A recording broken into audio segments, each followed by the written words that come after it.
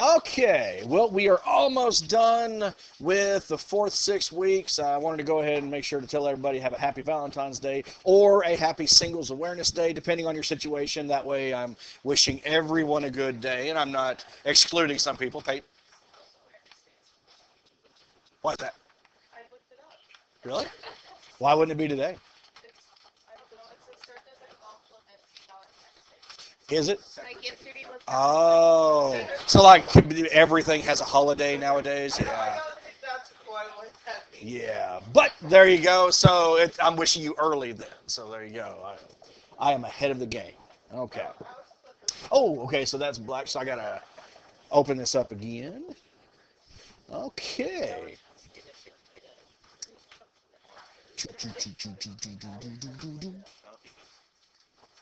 Okay, here we go. So we'll get back into this in just a second. I don't think we had a whole lot left. We were reviewing quadratics, talking about their characteristics, all that good stuff, working some problems. But next week, we're going into the fifth 6 weeks.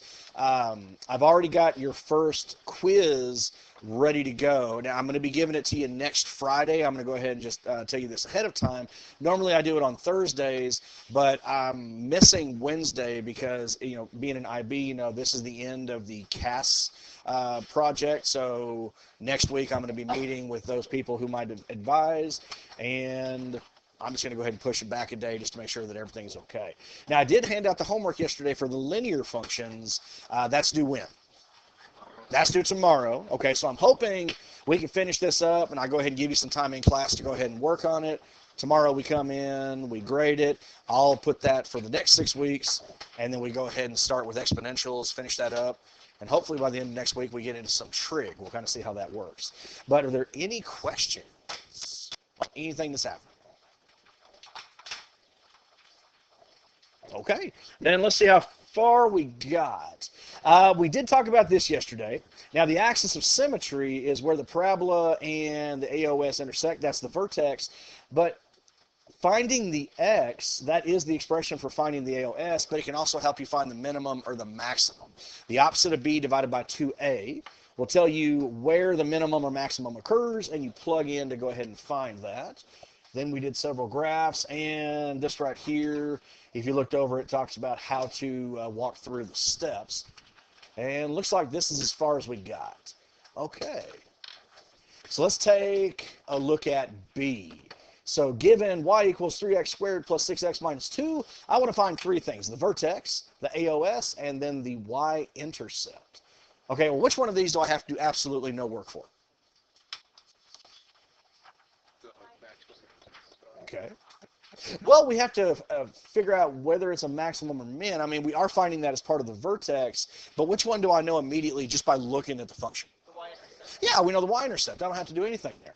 So I know that minus 2 is got to be c, so that y-intercept has to be 0, negative 2. We always want to write that as a coordinate because it's a location. All right. Now that vertex, we'll go ahead and start with the opposite of b divided by 2a. Who wanted to come on up and show me how to find the x?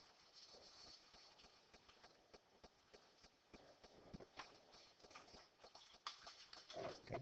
And in here it seems like we're always trying to find the x, right? I think math should just get over it. The Valentine's Day jokes. Hey, it's funny. Okay. Who's coming up? There we go. Yes. So I got a random number generator pulled up if I don't have a volunteer. Oh, I love that. Let's do that. You want to do that? Okay. Okay, so random number generator. The last one chosen was 20. Of course, I got to go to 36 because some of my bigger classes have that many. 34, that is not in here. 9. So that would be Carolina. All right. Carolina, come on down. Okay, so all I want to do is find the vertex. So first we need the opposite of b divided by 2a. Remember, what do we call that form? The ax squared plus bx plus c? Standard form. Okay. So negative 6 divided by... Okay. Close. Now it's 2 times a.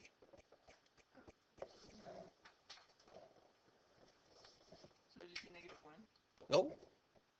Oh, you're talking about negative 1 for the final. Okay, I thought you were talking about the denominator. You're absolutely right. Yes. Okay. So we know that the vertex will occur at negative 1. Will this one be a minimum or a maximum? It's a minimum because the parabola opens up. 3 is positive. Okay. Okay. So you're saying that the vertex, the minimum would be at negative 2? Not sure? Well, what do we do with that negative 1?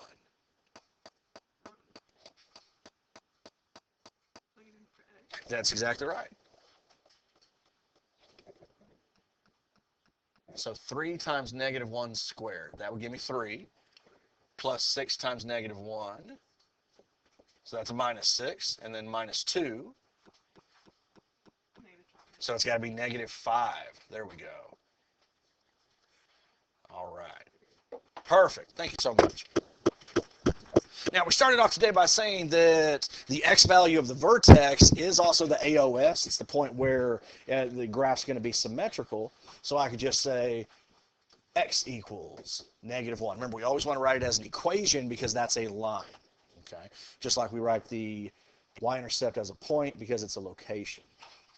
Okay. So basically, example 3, we're going to do the exact same thing.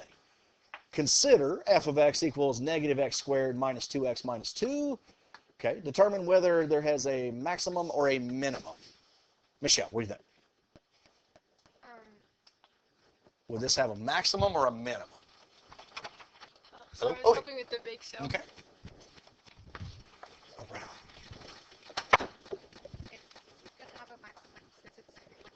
There you go. This negative means the parabola is opening down, so yes, it's going to have a maximum.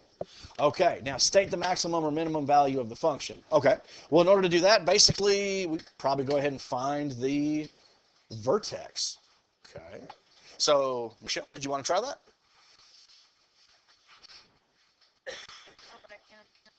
Hey, there you go. We'll call it try. The opposite of b divided by 2a. So let's start there. Yes.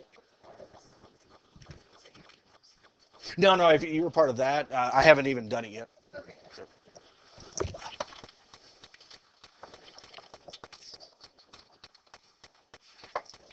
Okay, so let's see. The opposite of negative 2, so 2 over 2 times a. Okay, so this one, just like the previous one, turned out to be what? Okay. Now we know that the maximum is going to occur at negative 1. So how do I find what that maximum is? That's exactly right.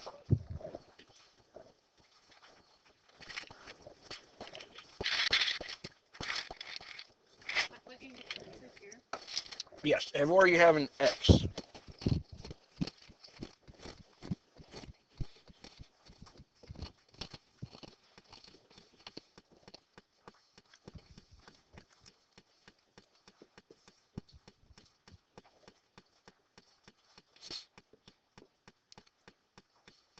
Okay, now we're just missing one detail.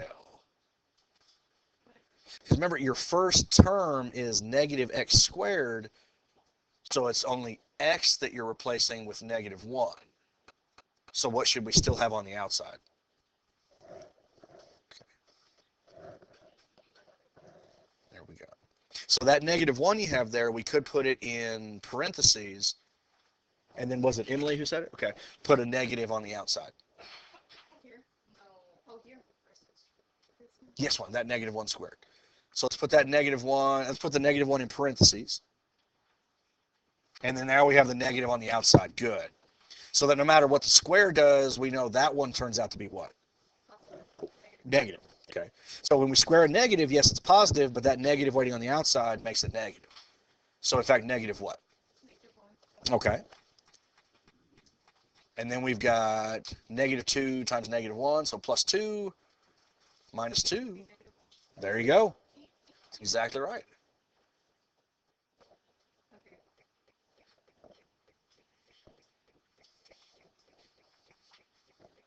That's it. That's all right. Okay. Good. Now, we can't write it as an ordered pair. It did say state the maximum or minimum, so she is correct, but yeah, we probably should go ahead and write that as an ordered pair, vertex. Okay, now state the domain and range of the function. Well, the domain should be easy, right? Whether it opens up or down, what do we know? All reals, okay? So it wants to widen forever. So negative, positive infinity, and who haven't I talked to today? How about Orion? What would you say the range is? Okay. So she says negative infinity to -1, bracket or parentheses? Okay. Is she right? That's perfect. There you go. Absolutely right. Okay, questions. Anybody having a hard time? Remember in the good times you spent in algebra and algebra 2? You know? Get those memories just come flooding back. Okay. Oh, let's see what we got here. You've learned how to find several important characteristics of quadratic functions. To graph a quadratic function, enter the equation into the y equals screen, find the vertex, use your table to find points, connect the points with a smooth curve. One thing I do want to do is, make sure you feel comfortable with the technology as well. Do we want to go ahead and just do this one by hand, or do you want me to actually use the technology on it? Can you do it both ways? Do it both ways? Yeah, sure. Let's do that. Let's do it by hand first. Okay, so negative x squared plus 5x minus 2. So we want to do the same thing. We know this parabola's got to open down because a is negative. Okay, so what was that little expression again that helps me find x? Okay, so x equals the opposite of b divided by 2a.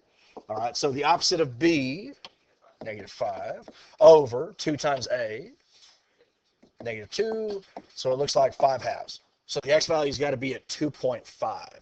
So I could even, at 2.5, that's a horrible straight line, but pretend it's straight. All right, here's my AOS. Okay, so somewhere along there, it's got to intersect with the parabola. So I know we have 5 halves, this. Okay, well, I'm going to go ahead and we should have waited for somebody to come up here because now we have to deal with fractions, and that's where the real fun begins, right? Unless anybody wants to. Okay, I'll do this one. All right. So I'm going to replace every one of these x's with 5 halves. So negative x squared becomes negative 5 halves squared. So it's just like the previous one. The negative stays there. Remember, we're only replacing the x. Okay, then plus, okay, 5 times 5 halves. And then minus 2. Okay, so first term, negative 5 halves squared. Be negative what? 25 fourths. Plus 5 times 5 halves. 25 halves. Okay, and then we're going to subtract 2. All right, so we need to get a common denominator, which is going to be what? It's got to be 4. So this first one, I'm going to leave him as is. So this one would be 50 fourths. I'd have to multiply each part by 2 to get that denominator we need. And then this one here, what would it be? Okay, b minus 8 fourths. Is everybody okay? Okay, so let's see. Negative 25 plus 50 is going to give me 25 minus 8. 17. There we go. So we're looking at 17 fourths. Okay. So that's going to be my vertex. Let's go ahead and make the decimal. 2.5. And what would you say the decimal is for 17 fourths? 4.25. Good. Okay, so 4.25. So here, just a little past 4. Okay. And then we know this guy opens down. But remember we were saying yesterday, what's the minimum number of points you need for a parabola? 3. Okay, 3. So I would probably just use what?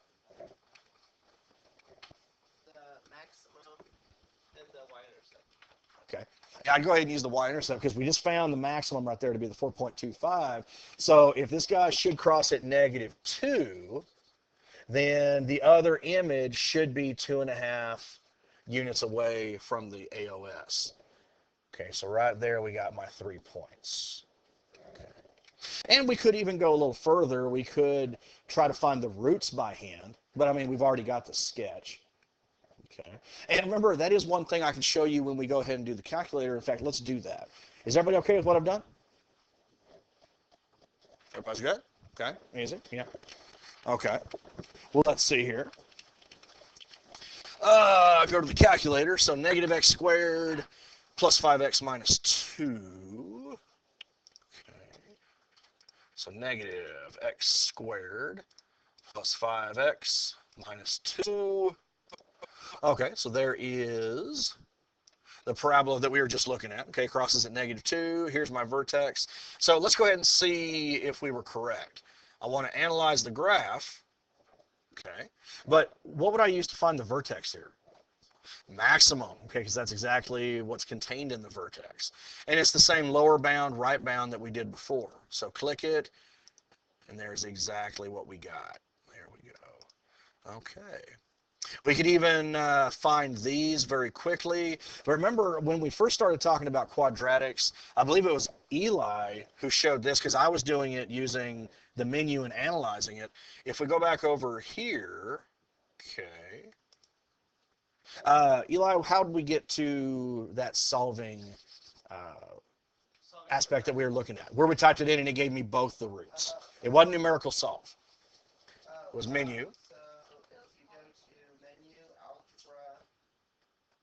Polynomial tools, and then find the root. So the degree is 2. The first one was a -1, then we had a 5, then we had a -2. Okay, click enter, and there we go. So seeing those answers the way they are, what does that tell me if I tried to factor that trinomial? Probably not going to factor out very well. Yeah. So I would probably use, if you're not going to use the technology, probably the best method I like to go ahead and figure out the roots is going to be the quadratic formula. Now that's not brought up here. Does anybody want to do that?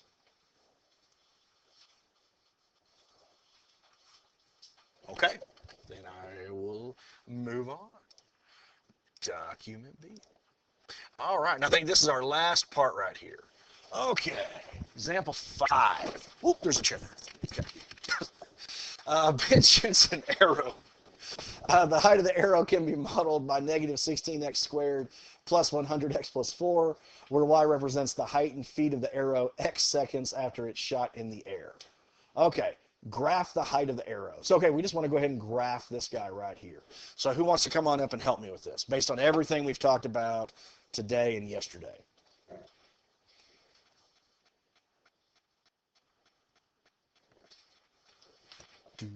So many people coming up. I just need one. Who was the last person to come up? Michelle? Okay. Well, Michelle, why don't you go ahead and decide who would you like to graph this quadratic? Can I say a number? You just want to do a number? Okay, you pick a number. Sure. 16. That's Eli. All right. Weren't you the one who just said you really liked the random number generator? Yeah. Yeah. Yeah. Okay. So we want to graph this. Mm-hmm. So we know it's downward facing, and the y-intercept's up. I draw this with my pencil. That would not have been good. So we shoot it. So the y-intercept's like right there. By the way, Ben's a really short guy. He's 4 feet tall. That's. I don't. That's just you don't shoot from here.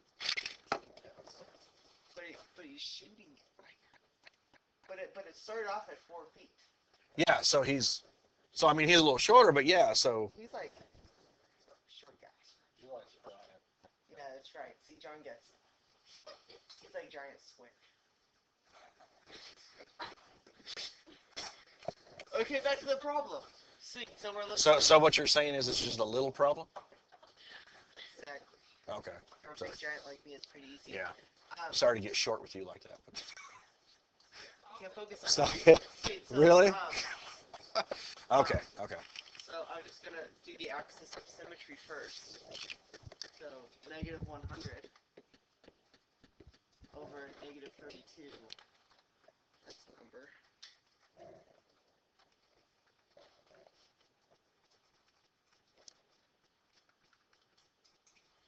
(25/8).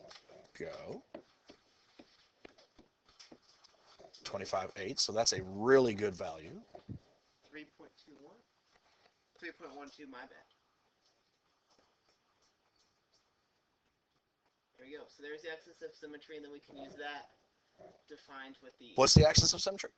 25/8. Okay. And so we can use that then to find the maximum. Okay. And so we're just going to plug that into the equation here. So if we have...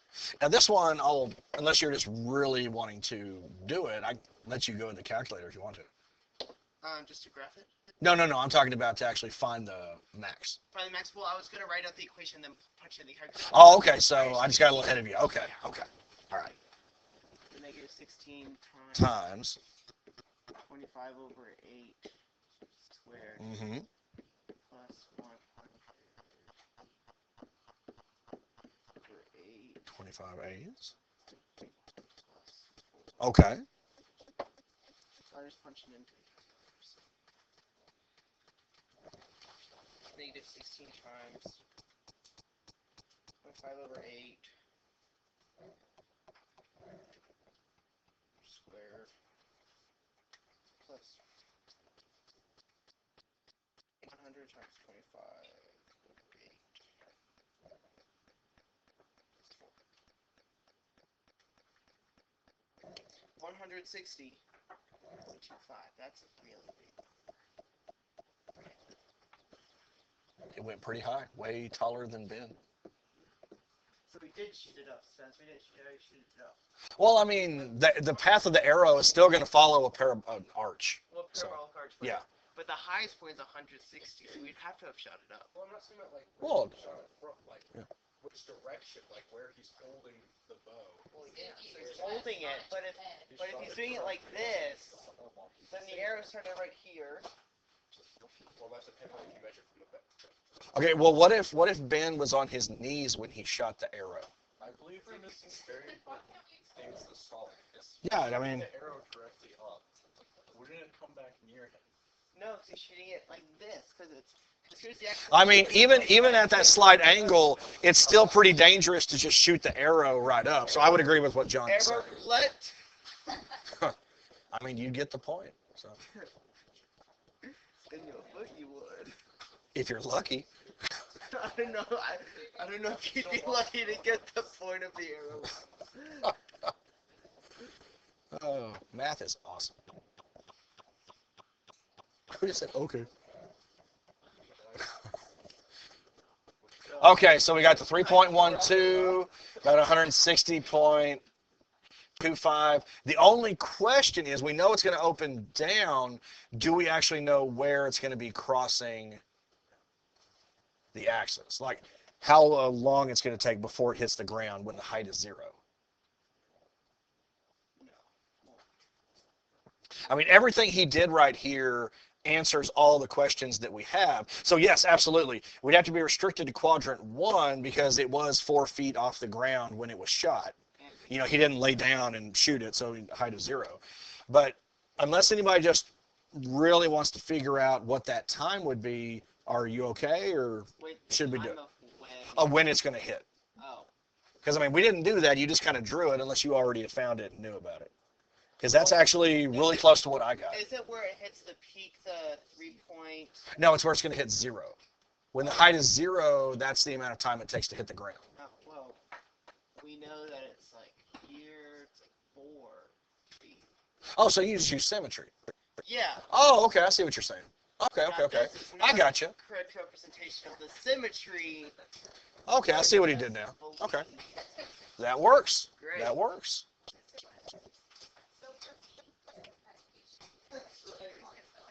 It is 4.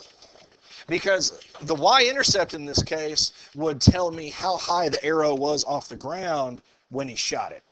Okay. So that makes sense. I mean, we have to have some kind of constant there because, like I was just saying, he's not going to lie on his back, or at least he shouldn't, and then shoot the arrow, make the height 0. That just doesn't make any sense. Also, it doesn't make sense to shoot the arrow up, but this is the world we live in. So, okay.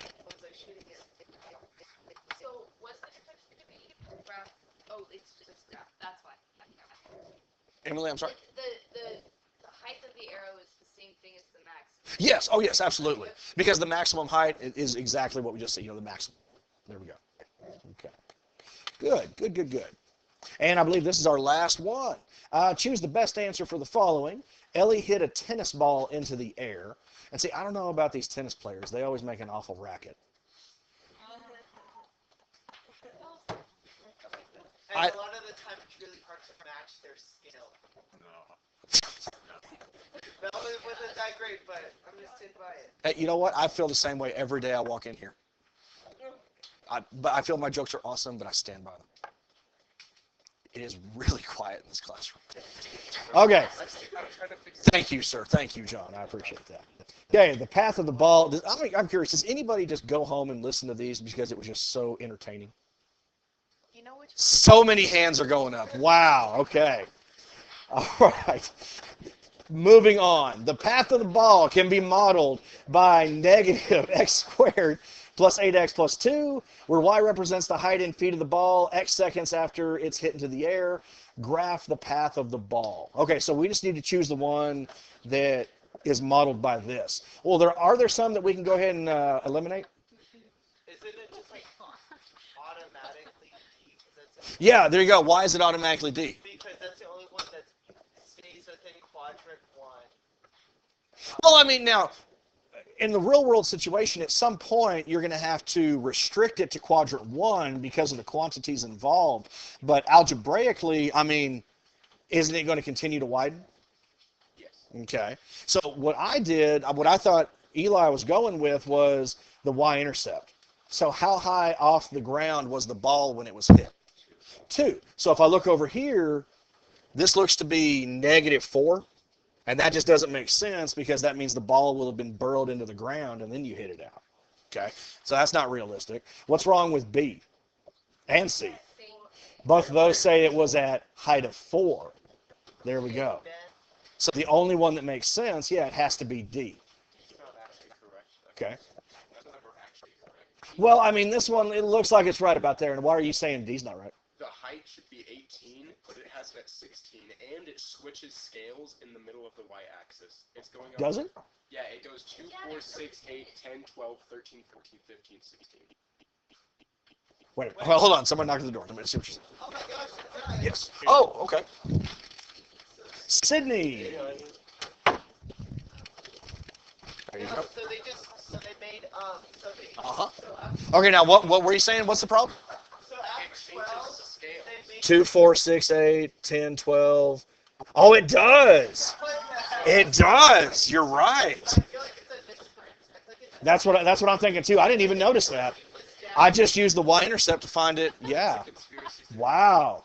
See, what did I say about those tennis players? They cause a racket. There you go. Okay. All right.